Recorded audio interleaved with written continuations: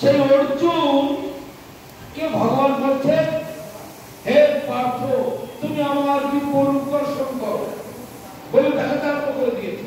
অর্জুন কিছু দেখতে পাচ্ছে, চারিদিকে তাকাচ্ছে, কোথায় তোমার সেই বিপরীত?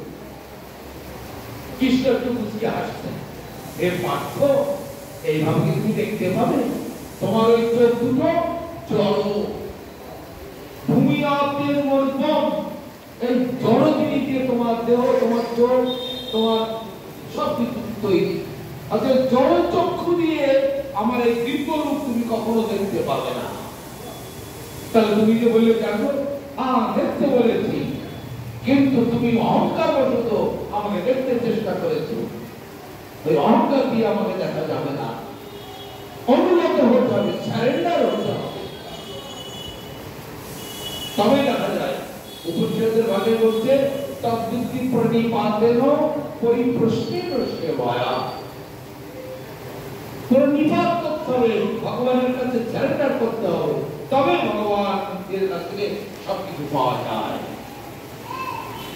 তখন ভগবান বললেন, ঠিক আছে অর্জুন, দিব্যং দদামি তে চক্ষু পশ্যমে যোগমৈশ্বরম, আমি তোমাকে দিব্য চক্ষু দান করছি, এইবার তুমি দেখো।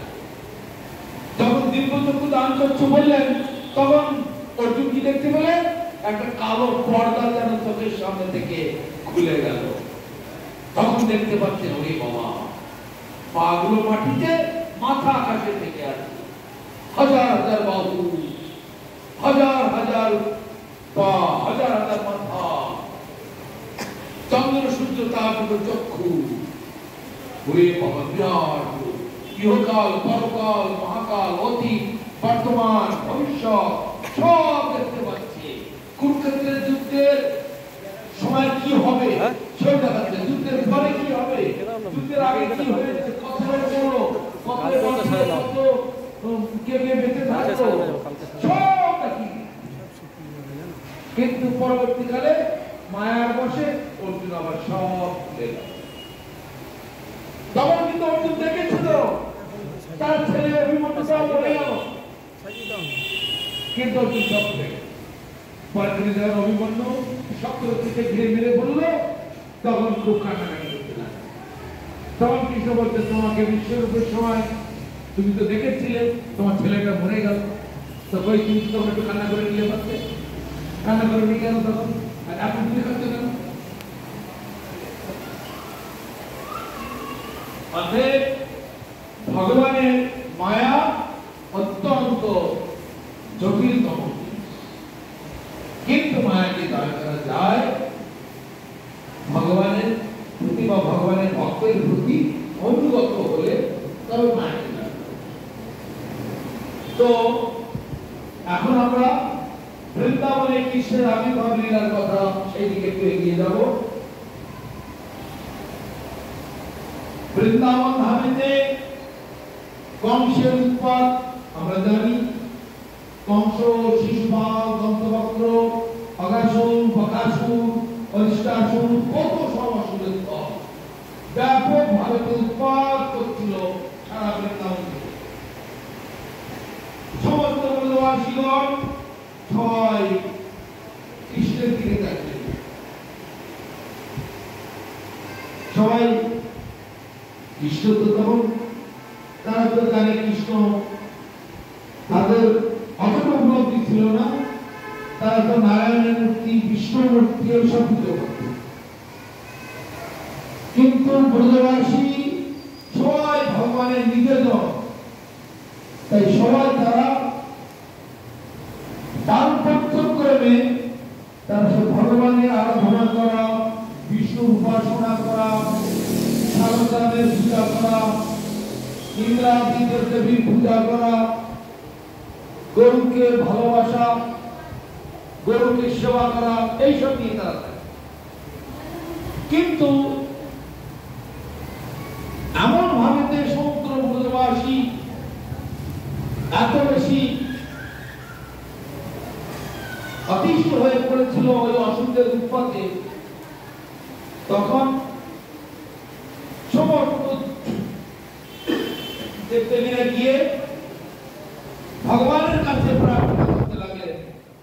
ক্ষীর সমুদ্রে গিয়ে ভগবানকে প্রার্থনা করতে ভগবান তখন বললেন, কোনো চিন্তা নেই, আমি অতি অল্প দিনের মধ্যে আমি যাচ্ছি, গিয়ে তোমাদের সব ব্যবস্থা করব এবং তোমাদের যাতে কল্যাণ হয়, মঙ্গল হয়, ভালো হয়, সেই সব ব্যবস্থা করব। এটা কিন্তু দাপর যুগের শেষের দিকে। দাপর যুগের আয়ু ছিল 8,64,000। তারপরে শেষের দিকে এসে এই লীলা করেন। আর গৌরাঙ্গ লীলা করতে কলিযুগের প্রথমের দিকে, আর কলির শেষের দিকে গিয়ে ভগবান আবার কলিকে অবতার হবে। কেননা যমনের উৎপাত সারা দুনিয়া ভরপুর হয়ে যাবে। কলির শেষে একবর্ণ হইবে যমন, তখন মহাপ্রভু অষ্টবিষ্ণু অর্থাৎ কলিকে অবতার নিয়েছে, সব করে গেছে দেব। তো তারপর যুগের শেষের দিকে এসে ভগবান আবির্ভূত হলেন। কিভাবে? কংসের ভগিনী দেবকী তাকে বিবাহ দিচ্ছেন। তো বিবাহেতে কংস বসুদেবকে বহু দান ধান করেছে। বহু হাতি, বহু ঘোড়া, বহু সৈনিক, বহু কোটি সোনা, সোনা, হীরা, মণি, মুক্তা। কংসের ভগ্নী, অতি প্রিয় ভগ্নী, তাকে বিবাহ দেবে। একটু আগে বললাম, যখন যখন ধর্মের গ্লানি হয় আর অধর্ম মাথা চাড়া দিয়ে ওঠে, তখন তখন ভগবান তারা টাকা বলতে। সমগ্র ব্রজবাসীরা এত বেশি নির্যাতিত, এত বেশি কষ্ট দুঃখে আছে। কংস আরো সব তার দল বাবাসীদের উৎপাতে অবশেষে সমস্ত ব্রজবাসী তাদের আবেদনে, সমস্ত দেব দেবতা তাদের সকলের আবেদনের নিবেদনেতে ভগবান প্রতিশ্রুতি দিলেন, আমি যাব। তখন এদিকে যেমন প্রহ্লাদের ঘরে, যেমন কংসের ঘরে, কংস নয়, হিরণ্যকশিপুর ঘরে তার স্ত্রীর গর্ভে প্রহ্লাদ জন্মগ্রহণ করলেন। তদ্রূপ কংসের ভগ্নী দেবকী তার গর্ভে এসে কৃষ্ণ জন্মগ্রহণ করলেন। মানে গুরু মহারাজ বলতেন, বাঘের ঘরে ভোগের বাসা। যেখানে শত্রুর ভয় দেখাচ্ছে, সেই শত্রুর ঘরে ভগবান। তো সুন্দর করে বিবাহাদি দিয়েছেন বসুদেবকে, দেবকীকে। এখন সোনার রথে চাপিয়ে শ্বশুরালয়তে পৌঁছে দিতে যাচ্ছেন কংস নিজা। এমন সময় দৈববাণী হলো, মহাকাশ থেকে দৈববাণী হলো, হে দুষ্ট কংস, তো যাকে তুই এত ভালোবাসিস, তো সেই ভগ্নীর গর্ভে, অষ্টম গর্ভে তোর তোকে যে বিনাশ করবে, সেই তোর ভগ্নীর অষ্টম গর্ভে সে জন্মগ্রহণ করবে। এটা জেনে রাখিস। এই কথা শোনার পরে কংসের মাথা একদম গরম হয়ে গেছে। যাকে এত ভালোবাসি, তার জন্য এত সুন্দর করে দিয়ে দিলাম, কোটি কোটি হীরা, মণি, মুক্তা, হাতি, ঘোড়া, রাজ্যের একটা অংশ, তারপরে এত সৈন্য সমস্ত সব দিয়ে তাকে এত সুন্দরভাবে তার বিবাহ দিলাম, আর তার গল্পে আমার খুনি, আমার হত্যাকারী এখনই এসে শেষ করবো। কংস তলোয়ার টেনে বার করে বের করে চুলের মুঠি ধরে দেবকীকে ওইখানে খুন করে ফেলতে যাচ্ছে।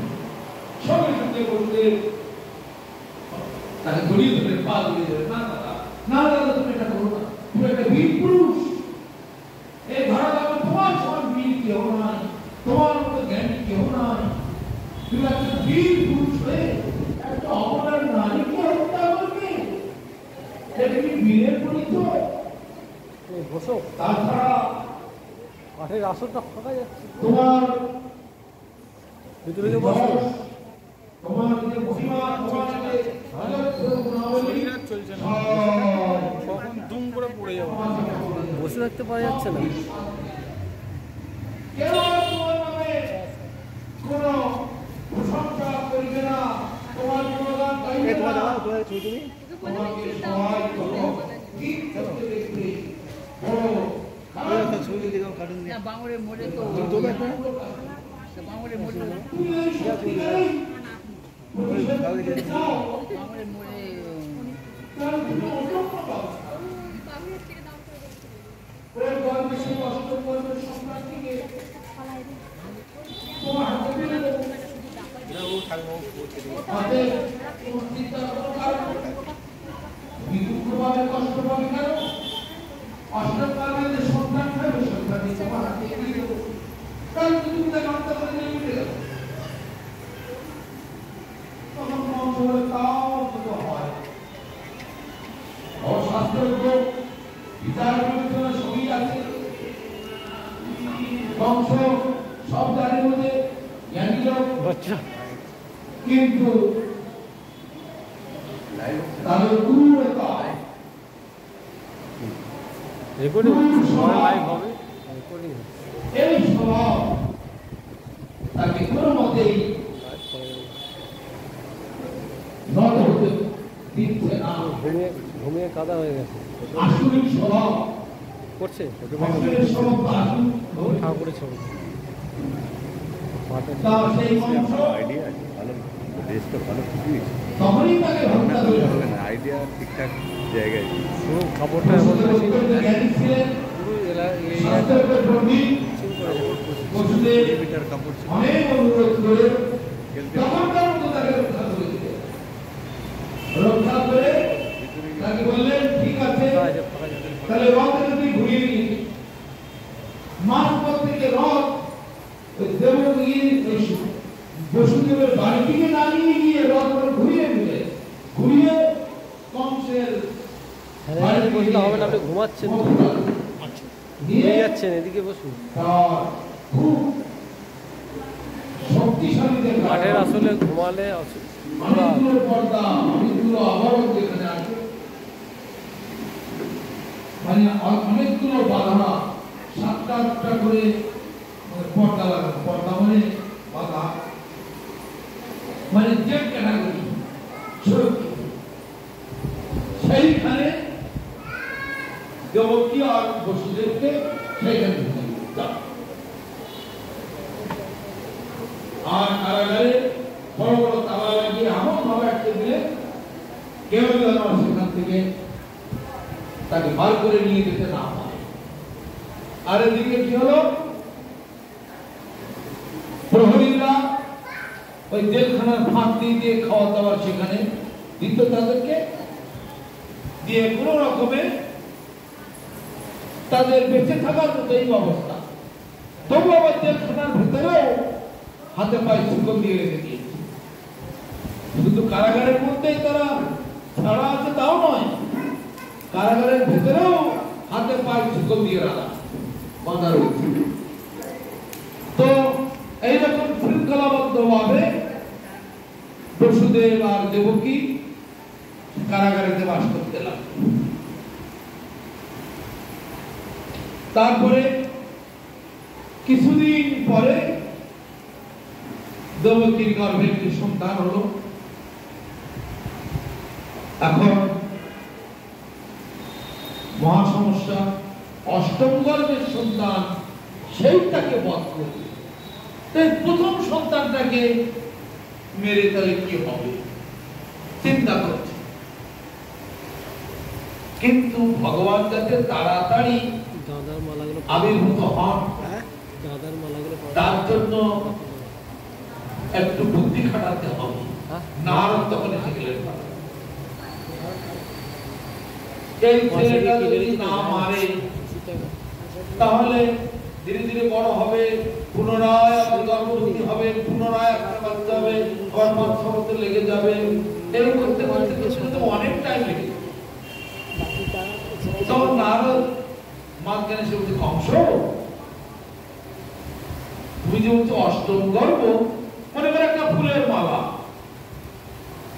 200 ফুল আছে, তার একটা একটা করে ফুলগুলো করে গেলে 200 খানা ফুল আছে।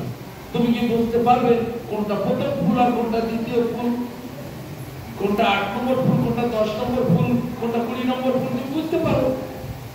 তো অষ্টম গর্ভ বলেছেন, তা কোনটা প্রথম, কোনটা দ্বিতীয়, কোনটা চতুর্থ, কোনটা ষষ্ঠ, কি করে বুঝবে? যদি এইটাই অষ্টম হয়ে যায়, এটা তো চক্রের কালে ঘুরছে সবকিছু, তখন তোমার হাত থেকে বেরিয়ে যাবে। তখন কংস বলে, হ্যাঁ হ্যাঁ ঠিক বলেছো, তো ঠিক যুক্তি দিয়েছো, অতএব কোনো রেহাই নেই।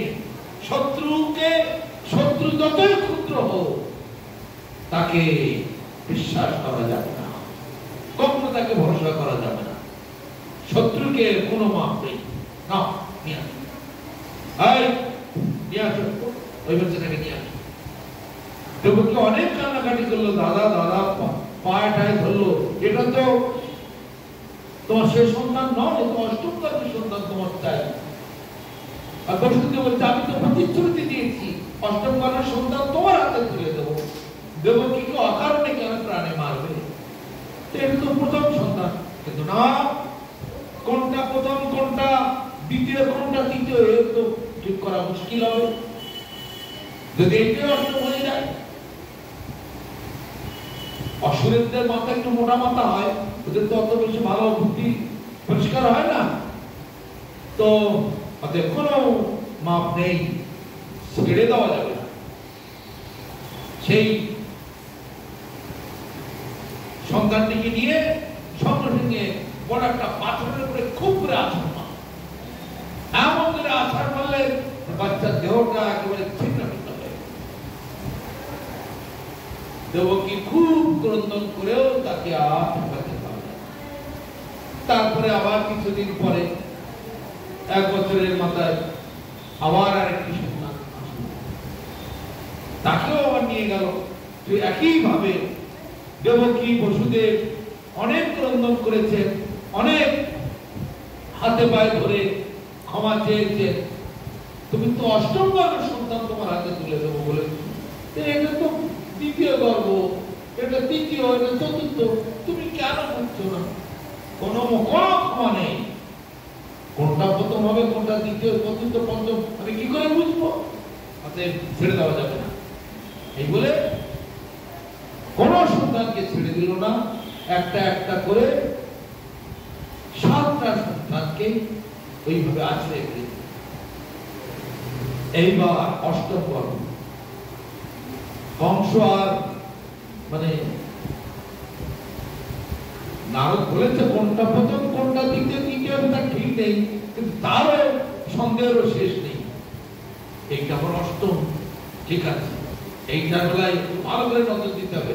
এই ডবল ডবল প্রহরীরা খাড়া হয়ে যাও, ডবল ডবল সিকিউরিটি লাগাও, খুব ভালো করে। সেখানে কংস তো ঘুম নেই, রাত্রি জাগরণ করে পাহারা দিচ্ছেন, প্রহরীদের লাগিয়ে রেখেছেন। অষ্টম গর্ভের সন্তান হলো, তখন সেই কান্নার শব্দ যেই শুনতে পেলেন, সঙ্গে সঙ্গে দেবকী বসুদেব তারা ভয়ভীত হয়ে গেলেন। তখন দাদা আসবে, সে এখনই মেরে দেবে। কিন্তু ভগবান যোগমায়াকে দিয়ে এমন ভাবে সেই পরিবেশটা তৈরি করে দিলেন, কান্নার শব্দটা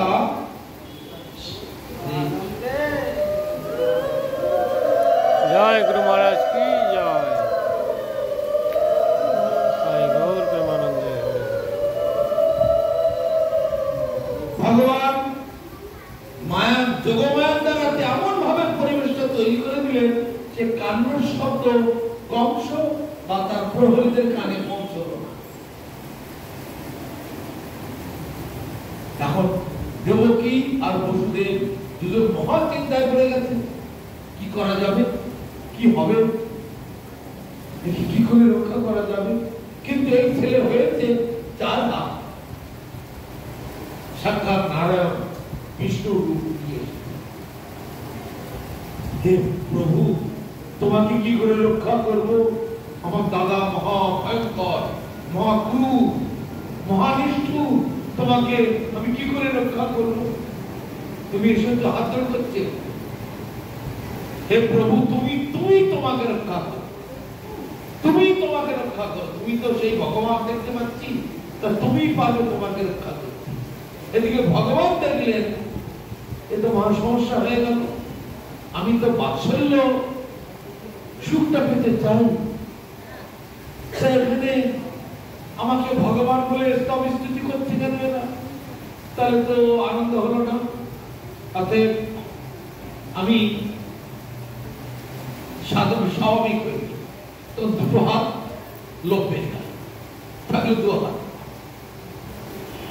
তখন আমার দিকে যোগমায়াকে দিয়ে এমন ভাবেতে দেবকী আর বসুদেবের মুখটা ঘুমিয়ে দিলেন যে ওরা যেন না বুঝতে পারে ভগবান। আরে আমাদের ছেলে, সে কি করে রক্ষা করবো? এখন বলছে আমাদের ছেলে। একটু আগে বলছিল ভগবান তুমি তোমাকে রক্ষা করো প্রভু, আমার এই দাদা মহা অসুর, এর হাত থেকে কি করে তোমাকে রক্ষা করবো।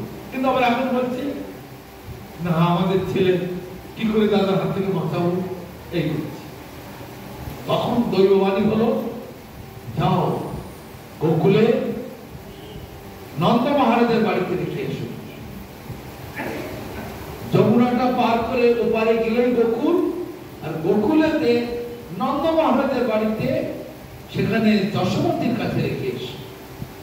আর সেখানে আরেকটি বাচ্চা, সেখানে 2টি বাচ্চা আছে,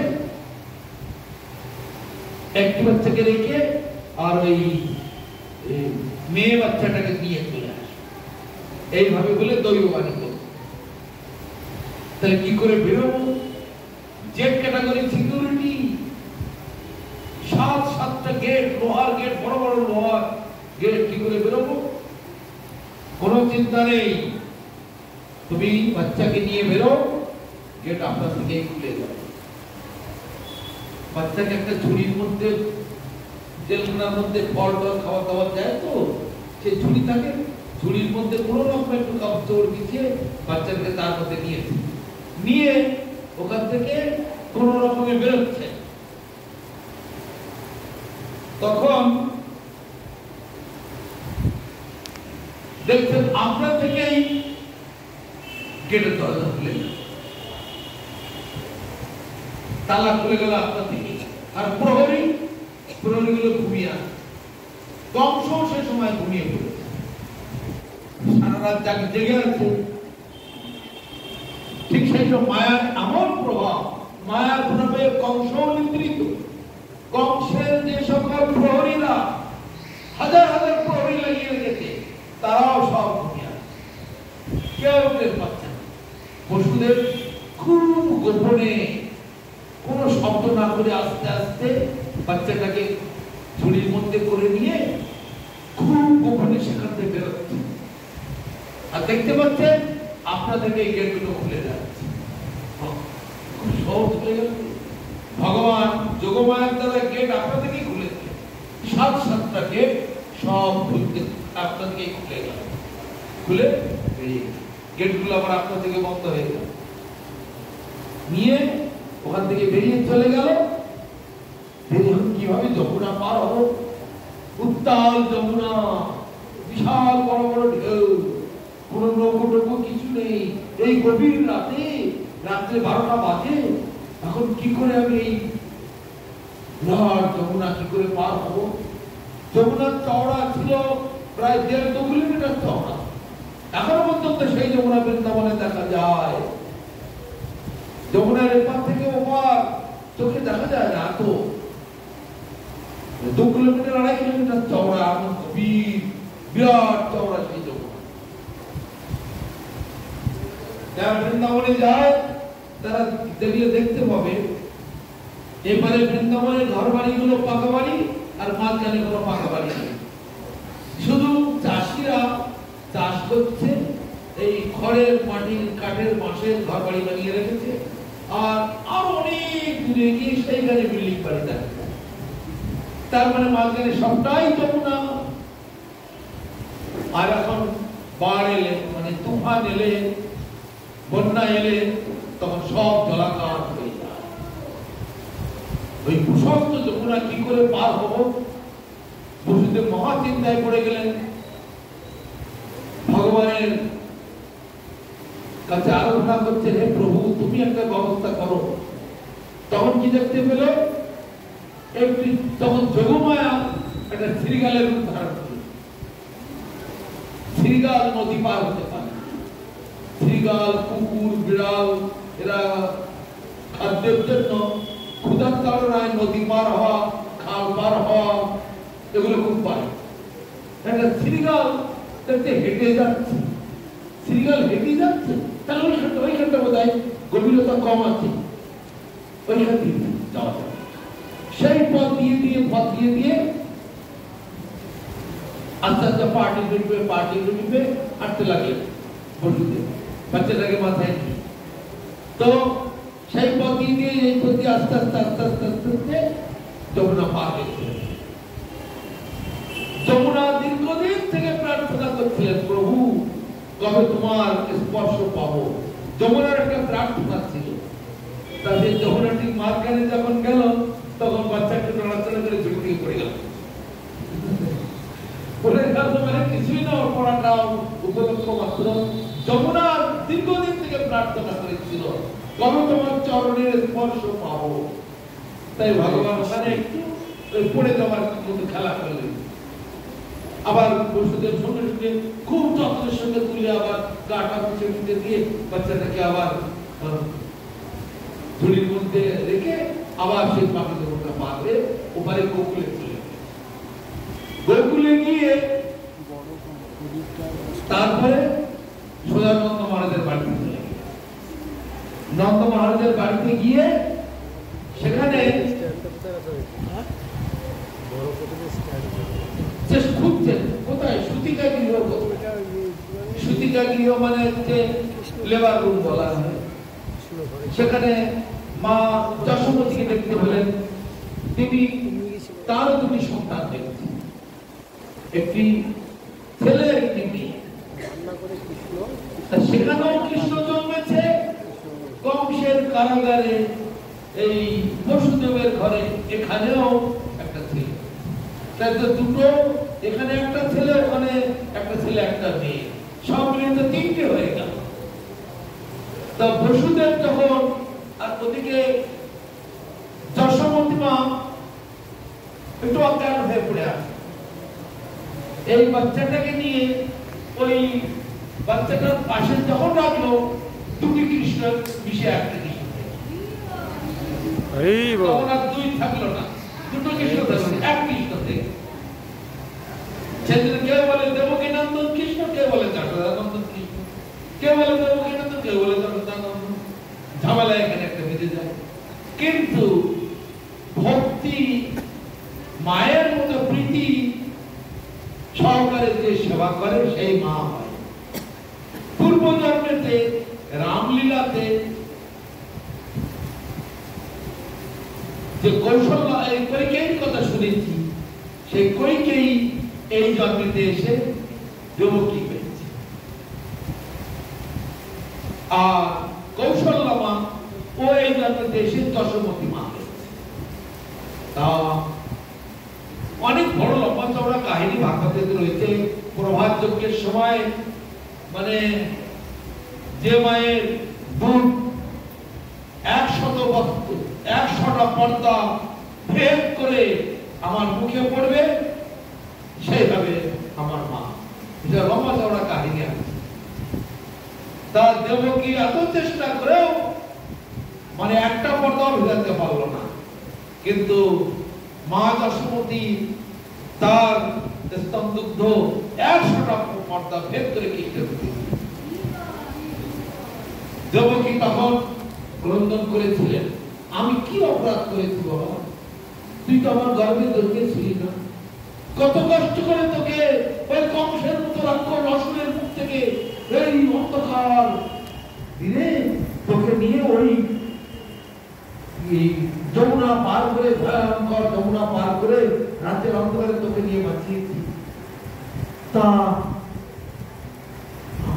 আমি কি তোর মা হতে পারলাম না? তখন বলছে, মা তুমি চিন্তা করে দেখো দেখি, একবার স্মরণ করে দেখো তো সে রামলীলার কথা।